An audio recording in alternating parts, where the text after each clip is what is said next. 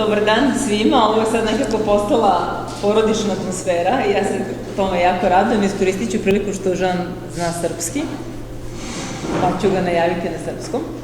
I mislim da ova porodična atmosfera nekako odgovara i našem gostu, Žan Batist Demarinji, prijatelj naše kuće nekoliko godina, koga smo u stvari upoznali zahvaljujući Sanji Maljković i jako zavolili. I jako volimo i cenimo to što njih dvoje rade.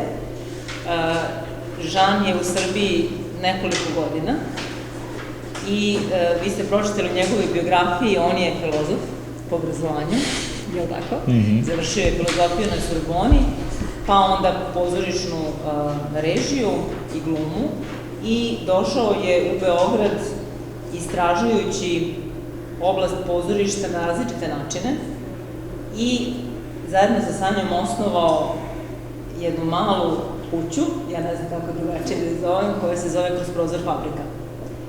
I zaista sa velikim zadovoljstvom tamo idemo, a ono što Žan uradi svaki put, pred svaku predstavu, je da izađe ispred zavese i da svaki put kaže drugim rečima, ali jednu istu stvar, a to je zašto je tu, u Beogradu, zašto radi to što radi i na koji način radi. I svaki put budem zadivljena ponovo kad čujem to isto, samo na drugi način, zato što mislim da je to jedan fantastičan način da se publika koja u Le Studio, koji Žan naziva galerijsko pozorište, dovodi i neguje. Ja sam zaista veoma zadovoljna što je Žan večera sa nama. Žan, the floor is yours. We'll switch into English now. Okay. I will speak in English because it's way easier for me to speak in English. First I want to thank Tanya for inviting me tonight, today. For the trust also shown by doing that. I don't know at all if I deserve it, but we will see.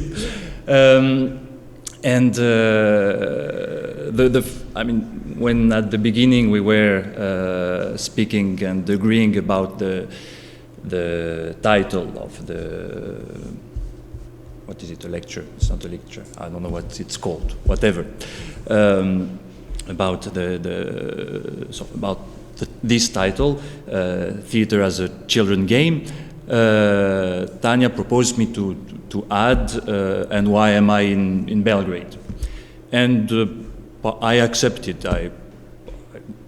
Without thinking much of it, but then I realized that she tricked me because when I started to prepare the lecture.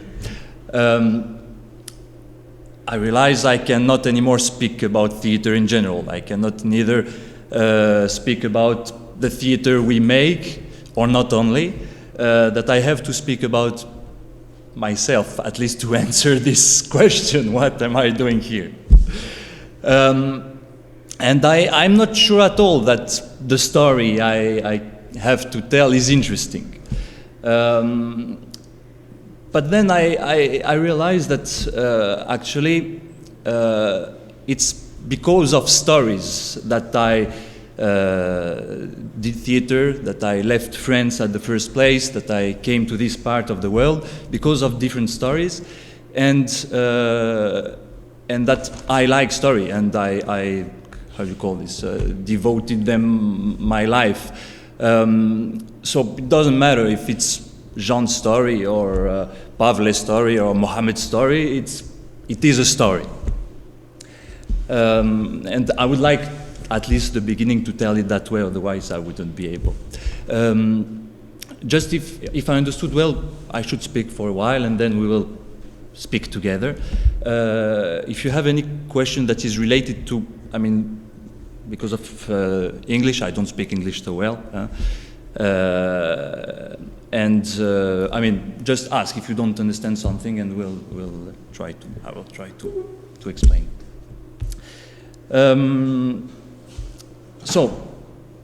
I'm director. I'm co-founder with Sanja of this little theater in Belgrade, Le Studio, and now is the story how I came here. And after that story, I would like to speak a bit about this theater itself, of what is it, opening a theater, and of I think that's the moment I clicked the computer, right? And then what is this theater as a children game?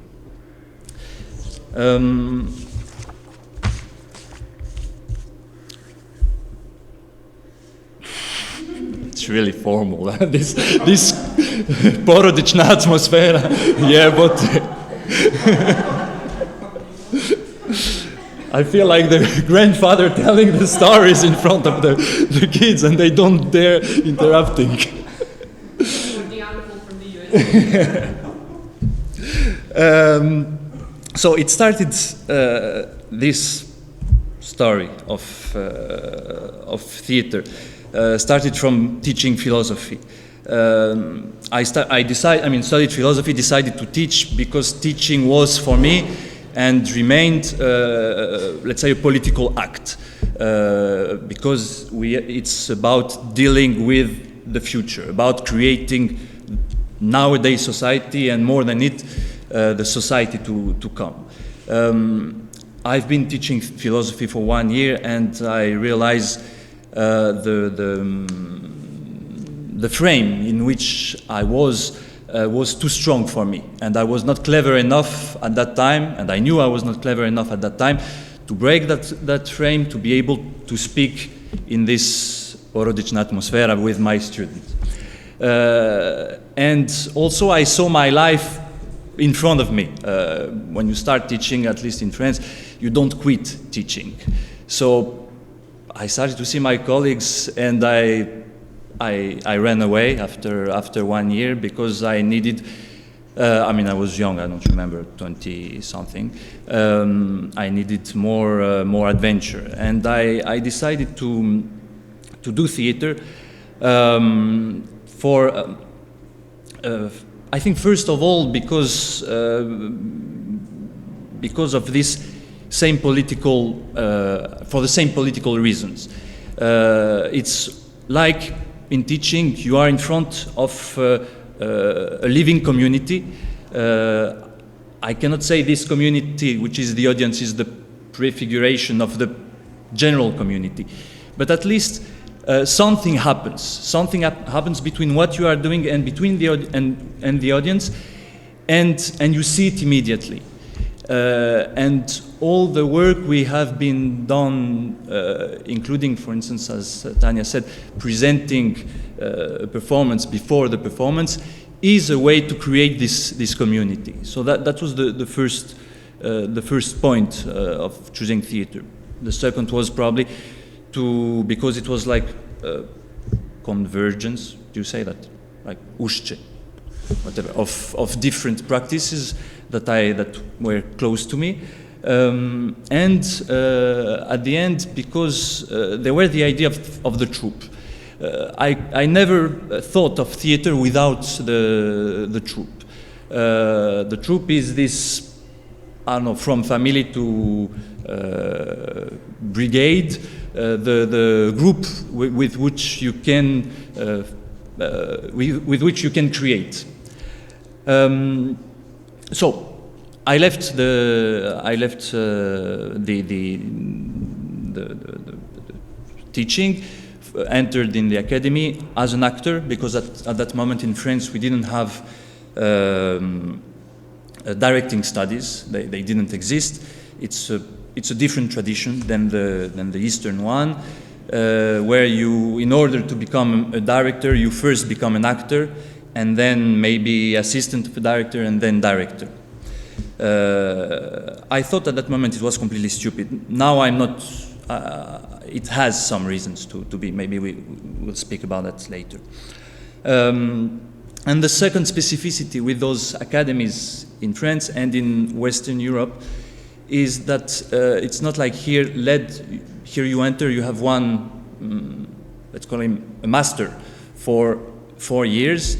and you receive the education of that master. In the academies in France are made only of master classes. That means that, there were only 2 people that were hired on a basic level by my academy. It's the director and the secretary. All the professors are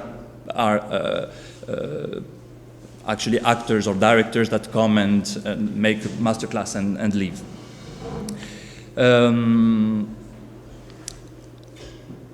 During those 4 those years, one thing happened. We have been invited to perform in Morocco. I had no expectations at all. I arrived there to perform Molière, and suddenly I discovered a complete different way to see theater. I have been really deeply touched by the people there, by what theater meant to them at that moment. I remember speaking with some of them that told me, "Oh, you're performing tomorrow, we won't understand nothing because it's too difficult for us to understand French, this level of French, but never mind, we will see theater." That was the first time I heard speaking about theater that way. In France, and not only in France, theater, and a lot of the theater I've seen is a consumption good. You go to theater like you go to supermarket. Maybe not dressed the same way, but still, it's not so different. And when I went back to France, I wonder, okay, or I forget about this experience and I continue the academy and, I don't know, become director and maybe one day direct institutional theater and be probably happy, I don't know. Or I take in consideration this experience and I see what I can do with it. So the same way that I quit teaching philosophy, I quit France with the idea of touring the Mediterranean Sea and going to see how we do theater elsewhere than in France. So the Mediterranean Sea came from an intuition. I spent a part of my childhood in Greece, and when I arrived in Morocco, I felt like in the Greece of my childhood. I didn't see at that moment any reason for that, but then I traveled here in the Balkans for the first time. It was a trip that I wanted to do for a long time because of a movie, precisely because of a story, because of I don't know if some of you saw the Ulysses Gaze by Angelopoulos, and when I came here after Morocco, that was right after that, I started to try to understand what means a cultural identity, and more than that, why do you start, or could you start to fight with someone with who you share the same schools, the same landscape, maybe the same women, and I started to imagine that maybe they could be let's call it a Mediterranean identity that could overlap those differences. I'm thinking differently now. I think that the question is more in the concept of identity itself. But okay, this is maybe another story.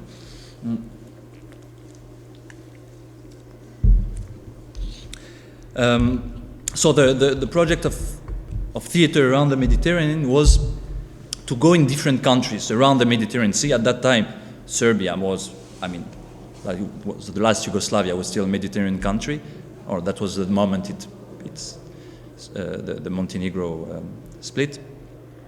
And the idea was to go in those around the Mediterranean Sea and to create every time in each country a performance with local actor based on a piece of the local literature in the language of the country also, about the question of identity precisely. So the first stop was Morocco. Here is Morocco. Here is a different way to do theater.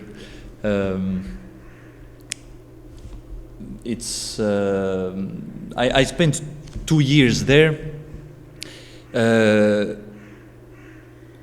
I cannot speak about that in a few minutes. So, I mean, I will try.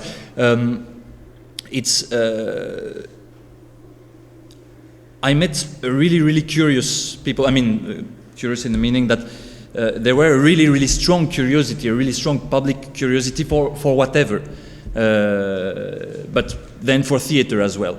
You arrive, you start to put the set design, and people are coming little by little. They are coming, and little by little. I mean, I don't know what we see here on those pictures, but it's growing, and the audience is participating completely in the performance. They are speaking with the actors, so the actors react also, and it creates a different kind, and we cannot do there the same theater that I was doing in France. Here we decided to do it outside. Of course, you can also do it inside and differently, but the point was to use what a culture or a society could bring you to discover other ways. This is later. So those first 2 years I spent in Morocco doing 2 performances.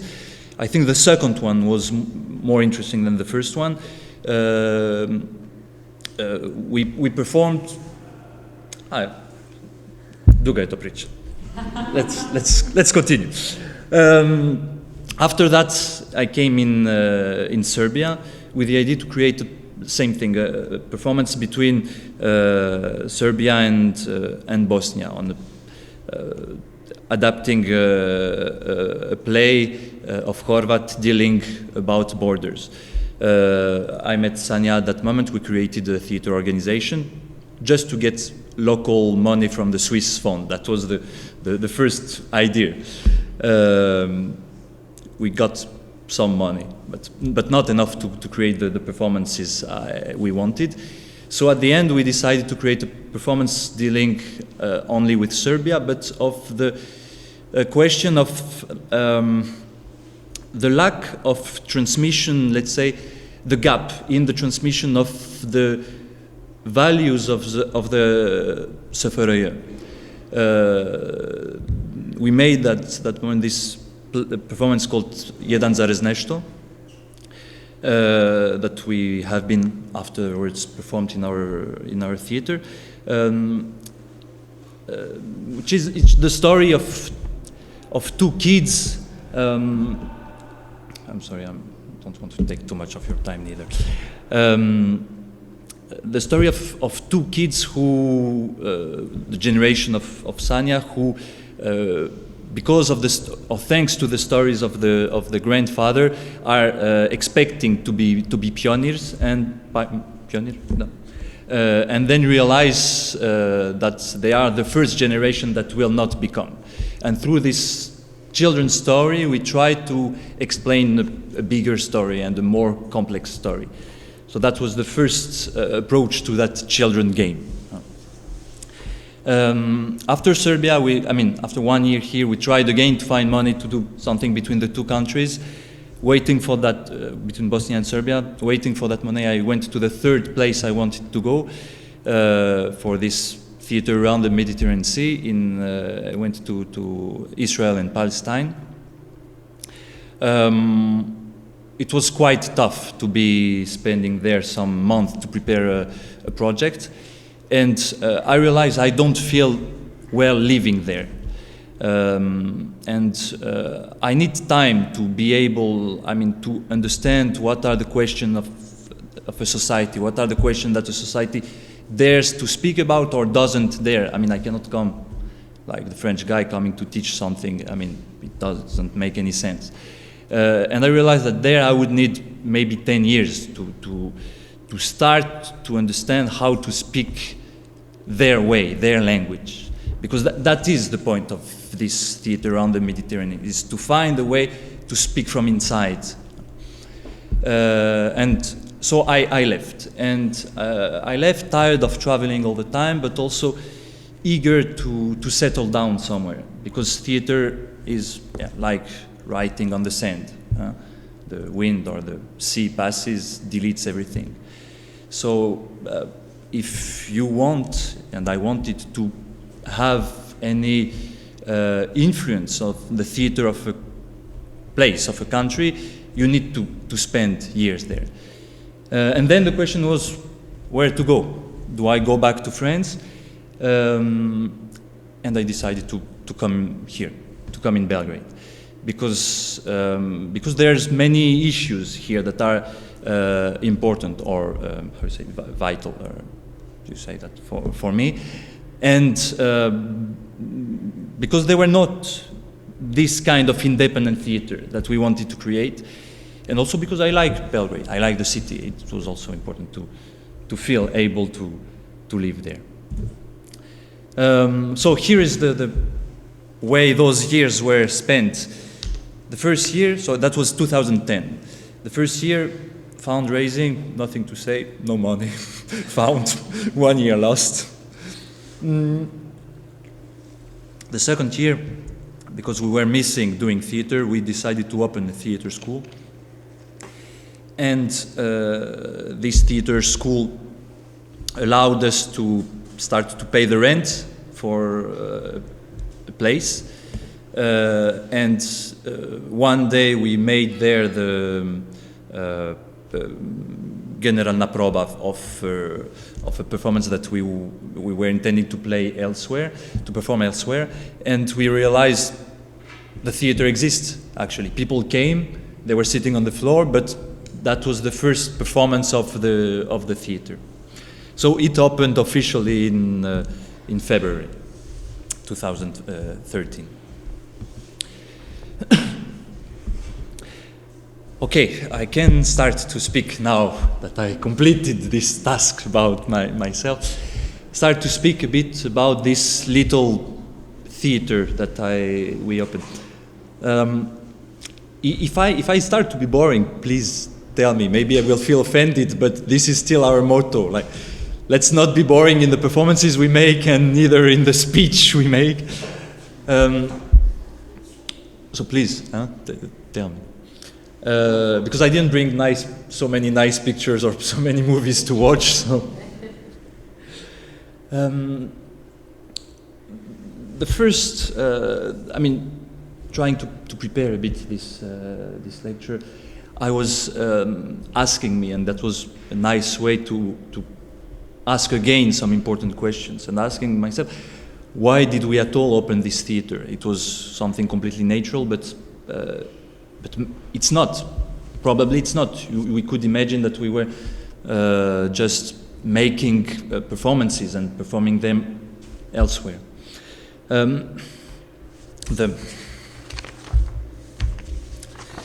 So the first thing of the theater is this troupe. I wanted, you understood from the very beginning, to have a group of people. The troupe means a group of people who are working in the same direction. When you start to research for a certain kind of theater, you research with them. That means that when you start the second performance, you already have a common background. You already know which direction did you try, in which direction can you continue, etc., etc. The second thing was, by opening a theater, was to have a home. I mean, as much as this troupe can be this family, then the family needs a home. It's of course to have a place to rehearse, but second, it's somehow helping us to develop an identity. People know now more or less what they can expect when they come to the studio. They will be cold, they won't be well sitting, but something will happen. I mean, in general it happens sometimes, of course it doesn't, but in general something happens. So it's a aesthetical, how do you say, aesthetic identity. It is also a political one, not on all performances, but what are we speaking about? And it is some kind of a lifestyle. We try to make this theater as I mean, I heard actually someone tell me, "Oh, it's you who have in Belgrade the illegal theater." Illegal theater? Fuck, what Sanja did, because she was supposed to arrange all the legal part. And actually, it was because it looks so much like those many illegal bars that exist in Belgrade. It's the same kind of people that are coming there. That from illegal bar we came to an illegal theater. But it's also a place where you can start to develop cultural policies or social policies toward an audience. Which audience do you target? What's the how do you make which kind of audience access the theater? Without that, you cannot, and that was part of our project of trying to have, let's say, democratization of the theater. So when we opened the theater, I mean, it's not a matter of before or after, but since we opened it or before we opened it, there are two experiences that were really important for us. The one of Jacques Copeau and the one of Farian Mushkin that I will try to speak really quickly. And before that, the question of the role models. I realize now why it is, or it was so hard to open this theater and to be understood in what are we doing there. It's because it doesn't exist here. It didn't exist before we opened it. There is one other independent theater, which is Dach Theater. They are doing quite different things than ours. But I realized the idea of an independent theater, an independent place, is not something that existing around. I've been searching for a while. I found something called Dramska družina A, I think, that has been created by the couple Markovic. I don't know, Pavel, and I don't know, the Rade and Milena Markovic. That was an attempt years ago to create, they were coming from, I think, Budapest, they quitted the theater and created this theater organization in order to go to perform, because they were not satisfied with the institution. Unfortunately, it seems lasted only for 3 performances, and after they get back in the institutional theater.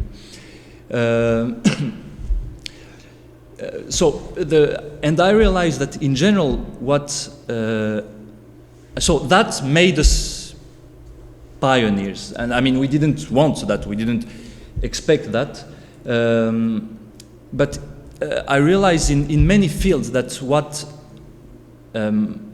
my colleagues are missing here in Serbia are those role models, are those stories that you can that inspires you to do what you are doing, to just believe, yes, it's possible because it has been done in a way elsewhere. And in that sense, Jacques Copeau was for us really important. Jacques Copeau is not so much known anymore, maybe for the stage that he created with his actor Louis Jouvet. They're creating a stage like a structure that were supposed to allow them to perform all the possible performances. But they opened this theater called Le Vieux Colombier, the old, I don't know, I cannot translate that, at a time where the only theater that was existing in France was the National Theater, and those bourgeois theater.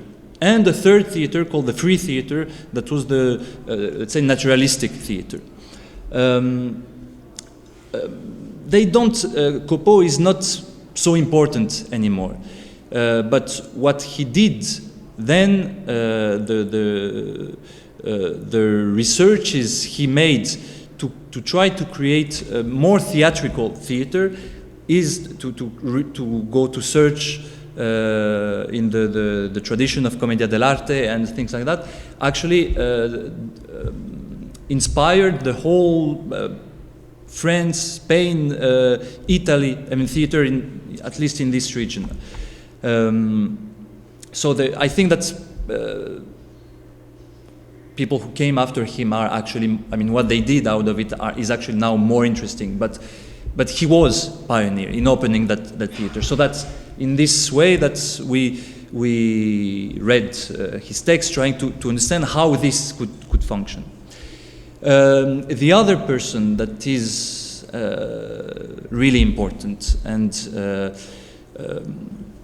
we could take 2 hours just to speak about that, but I would just like to mention it, is Ariane Mouchkine, who is the director of the Theatre of the Sun, Théâtre du Soleil, which has nothing to do with the Circus of the Sun, Théâtre du Soleil.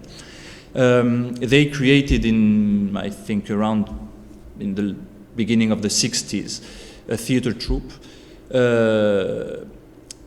and they still exist more than 50 years after as a theater troupe. They opened a theater, and what was interesting for us was first the direction they took in their researches, and this theatrical theater that I will try to speak later about.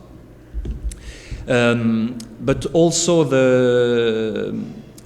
the way that a troupe can function, and a lot of what we implemented in our theater comes from there. Here are some photos of their performances. It's really close to this children game theater that we are trying to do. Here you can, of course, it's a performance called the Las Caravanserai. Do you say that in English? Like about stories about migrants, and so you can see how, for instance, they show the sea itself. Here is on this practicable on wheels. They create the whole the field, etc. So this is for so about the project. Opening Theatre was also designing a project, an artistic one first, which means you don't open a theatre if you don't want, I mean, you don't. Who am I to speak like that? But our idea of opening a theatre was, of course, we open a theatre in order to change what we understand by theatre. How to change it, we don't know, but that's why we need a theatre, to try to experiment that. And that's why we called it Le Studio. I mean, Le, because I'm French, and that was the more stupid idea we got in the last 3 years. But the idea of the studio is because at the moment in Russia, Stanislavski started to feel stuck with what he created, with this realism, naturalism. He opened a theater. He opened, a studio. A studio where the point of the studio was to research, to research different ways of doing theater in which the institutional theater could after dig.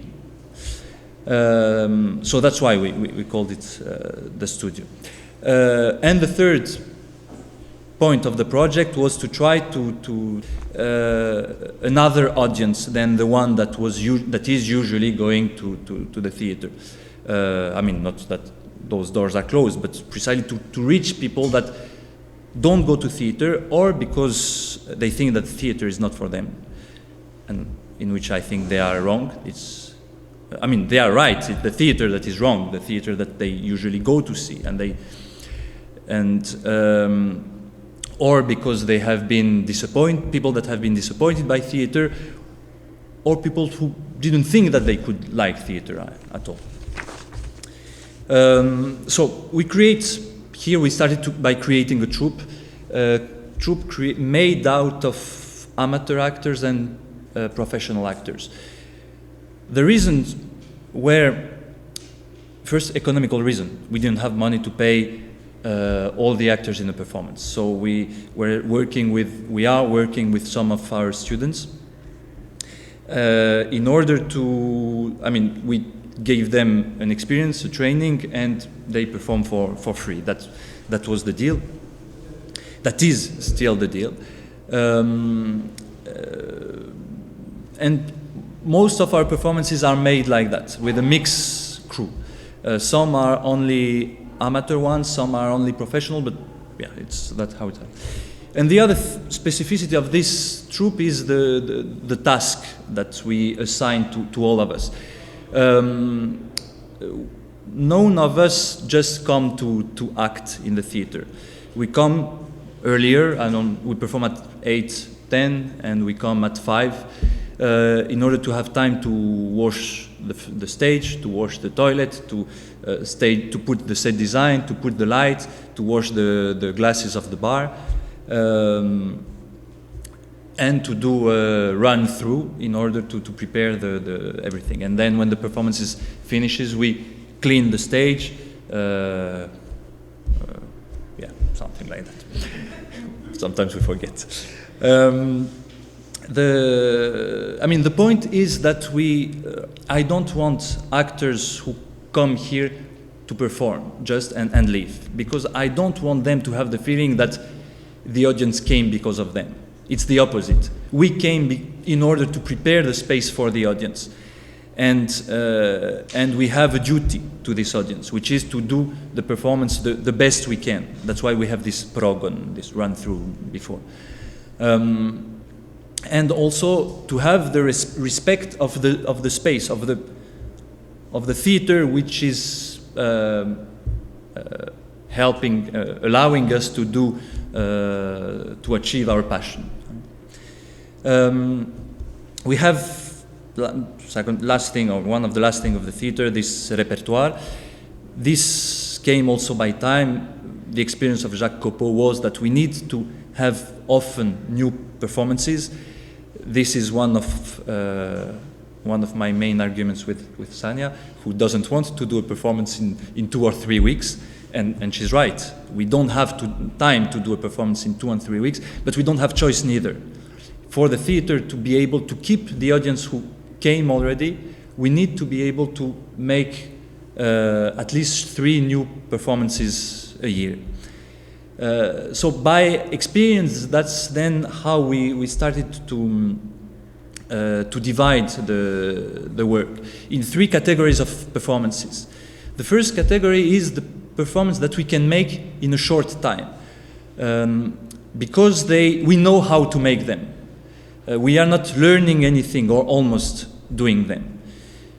So here is the list of the performance of this first category that we made, or because it's fun, or in order to keep the theater alive. It doesn't mean that we don't take care of the way we do it. It just means that we know to do them.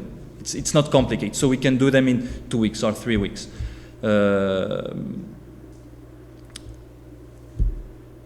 The last one, Cabaret Chicago is 2 weeks, Tom Waits, Wojciech, it was 3 weeks, etc., etc. The second category are the performances that allow us, where we are doing aesthetic experiment, artistic experiment. What matters there is probably less the political meaning of the performance than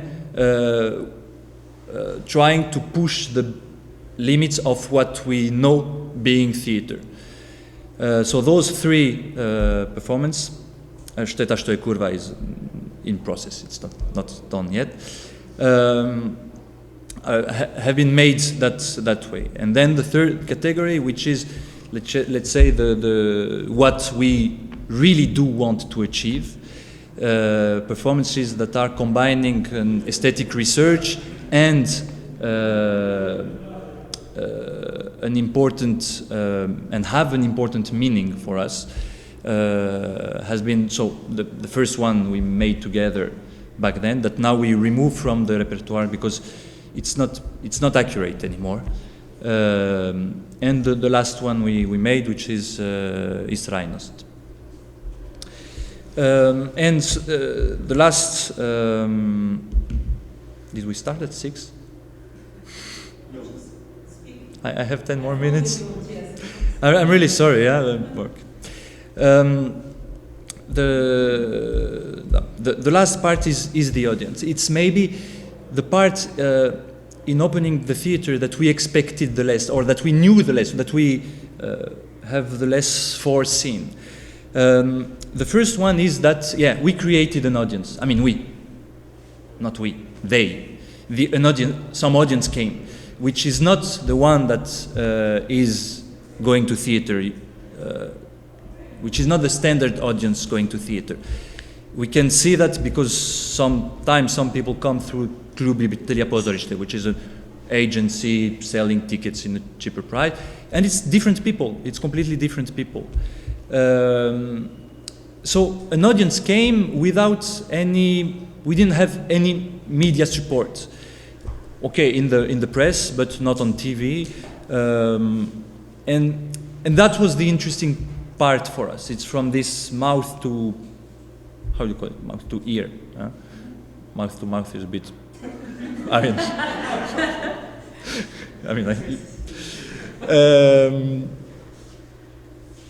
so that's how it came, and in the same time, little by little, the way to host the audience changed in the theater. We opened a bar because we wanted to change the relation that people have when they go to a theater, to allow them to stay after the performance. Because actually after the performance continues. The audience come in the bar, the actors come, we speak together about the performance, about something else, and suddenly the performance stops to be a private story. It becomes, it's not like you see a performance and you go home, and if you don't speak about it, then what remains of it?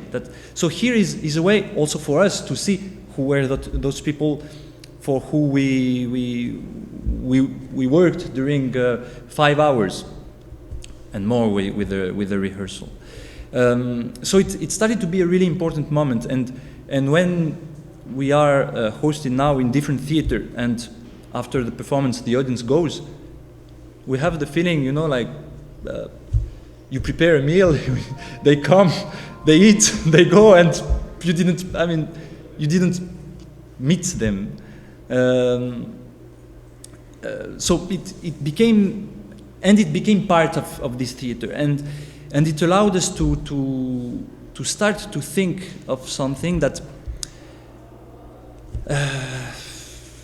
how to try to. I would like to mention it because I think it's something important. How much the audience is part of making that. The performance is not what is happening on the stage. The performance is what is happening between the stage and between the audience. I remember old actors telling, we had a good audience today or a bad audience today. And it was really weird for me at that time to think that there is a good audience or the bad audience. And actually what they meant is we matched today, or we didn't match. And I'm watching all the performances also because I'm doing the techniques during the performance. But I realized that that a performance could be more or less the same. If the audience doesn't receive it the same way, it's a different performance. And it's something that Meyerhold started. I tracked these ideas somewhere. Meyerhold speaks a little bit about it. Louis Jouvet speaks a little bit about it. But that's one of the reasons why I'm speaking to the audience before the performance, because I'm warming the audience. I'm preparing them to see, to relax, to see, and to have a different expectation toward what they will see afterwards. Okay, I will try to be short with this last part. Trying to explain, I mean, this is a part that I would like to speak also with you after, and that's why I mentioned it. To try to explain this story of a children's game.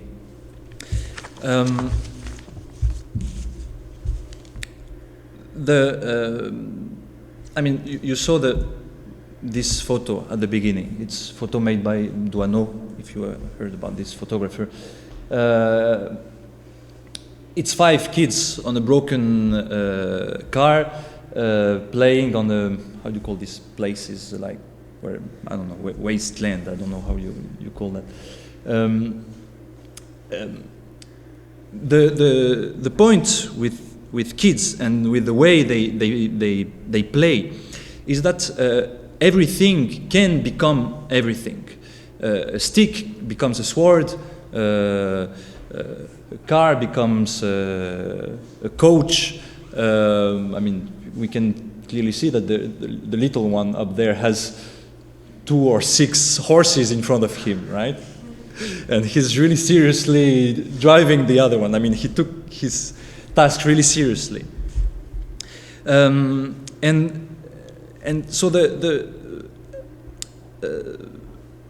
when a kid plays, they suddenly take something and say, let's say that this is, and they name it, or sometimes they don't even need to name it, and it becomes directly something.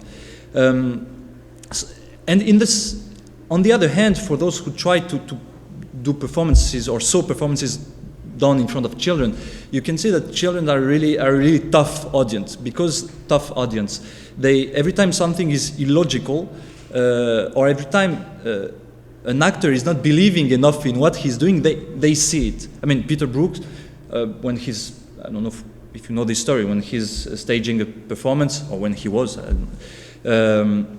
he was taking his actors after 2-3 weeks before the premiere to schools, and they were performing Hamlet or whatever in front of kids, and where they were seeing that the kids were drifting, they knew that, okay, we need to cut this part, or we need to change it.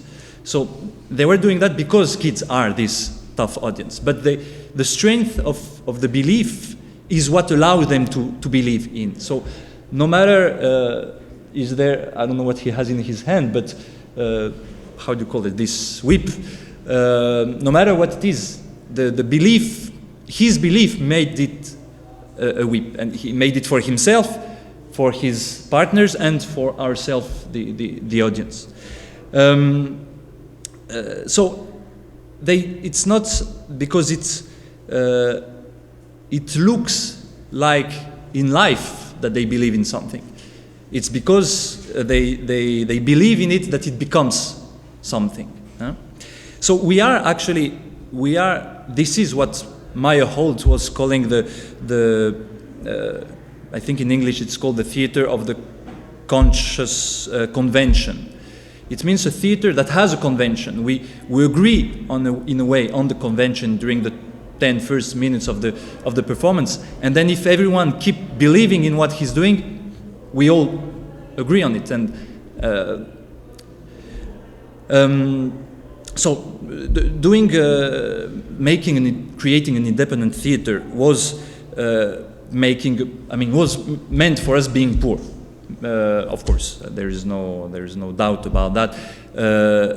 But making a poor theater.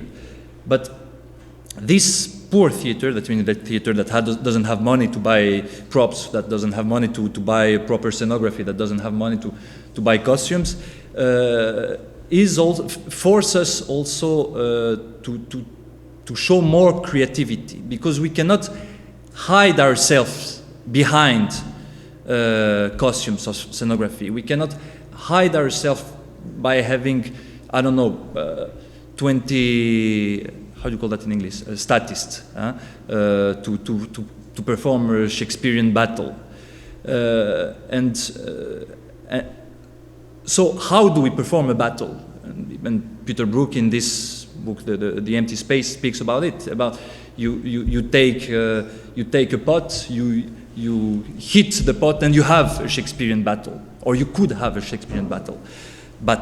It's the use of metaphor. So this independent theater, the fact that we are doing this poor theater, I think push us also to create a theatrical theater. This is the direction that we took. Let's say, when I say theatrical theater, I mean those are also Meyerhold's words. I mean a theater that is not the naturalistic one.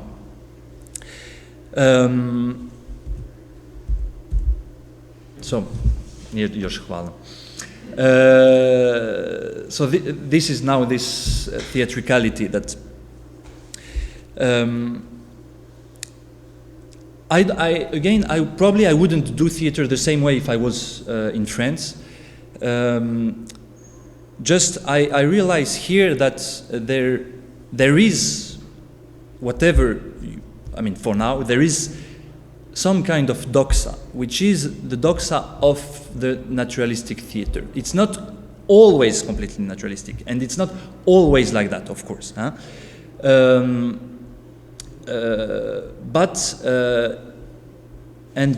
And maybe more even with the actors than with the directors. But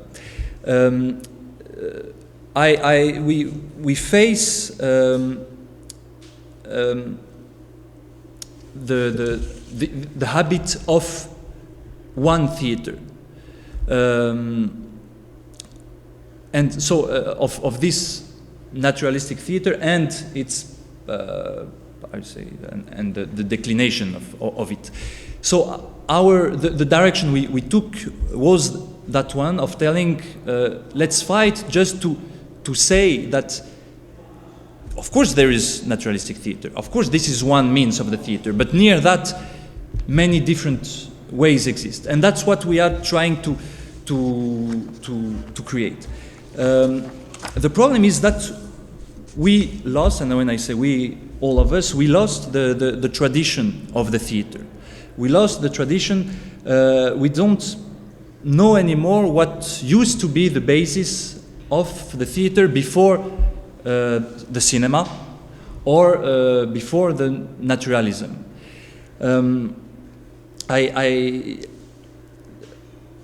I want to give, for instance, some examples.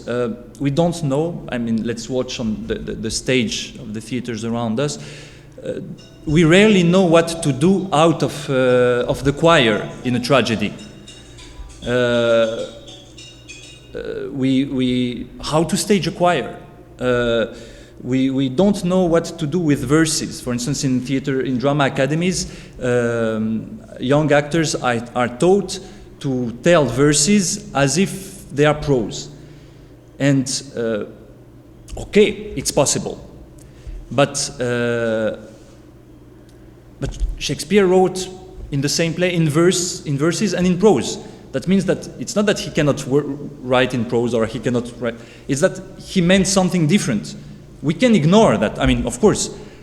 But let's try to see what we can do out of this verse. The problem is that we are usually scared of what drives us out of the comfort zone of this naturalism. The same thing with a side speech that an actor gives when suddenly he doesn't, in front of another character, he speaks to the audience or to whoever. The naturalistic theater doesn't know what to do out of it. It's the same thing. We had an audition not a long time ago with some kind of Shakespearean text, and there were this word "alas" in the text. That was translated with "avaj" in Serbian. What do you do with that? Most of them they cut it out. without thinking too much, but just like, yeah, but how I will tell this Savai? Okay, it's not so much necessary. But because it is a theatrical word, so our point is not to say this is the way you should tell it, but it's how can we, let's not be scared of it. Let's not be scared of the aside speech. Let's not be scared of the verse. Let's try to find how we can tell them. And I don't know how. I really don't know how. I mean, this is all the point of the research, is to try to understand why and how. I mean, how. So there is those theatrical parts in the theater that we are trying to explore. For instance, the entrance of an actor or the exit of an actor, where 1 century ago were a really important moment in a theater performance. It was an event by itself, how an actor enters on the stage. It has a name by itself, at least in French, we call it une entrée. And no one is doing that anymore. No one is, I mean, an actor enters on the stage as he would enter in a room. It's the same thing about creating a character. I see more and more on all the stages actors acting themselves, as Stanislavski says, themselves in given circumstances, and not creating a complete character. And as a director and as an actor, I can say I don't know how to create a character. It's really difficult for me to direct an actor on this part, because I never been taught of it and I never read it. So all I have is my experience of, at some moment, if you guide him like this, like that, the character appears. But it's ex machina, deus ex machina somehow. So, okay, there are, I won't name them all, those means. That is, let's try to do something else than going in the stream of the naturalistic theater and all its possibilities, and let's try to go elsewhere. And it's sometimes, I mean, for instance, one of the performances that we will do, it's Batist the Whore, it's a play from Shakespearean time. I decided that one of the female character will be performed by a man. And when I was explaining that to the actors in the audition, one of the girls told me, yeah, this is like some contemporary theater. I said, no, this is Shakespeare. Putting a man acting a woman is nothing, but it's because of this time. I mean, because of movies. I mean, because of etc. etc. It sounds weird. So, to conclude this too long speech, and I'm sorry for that,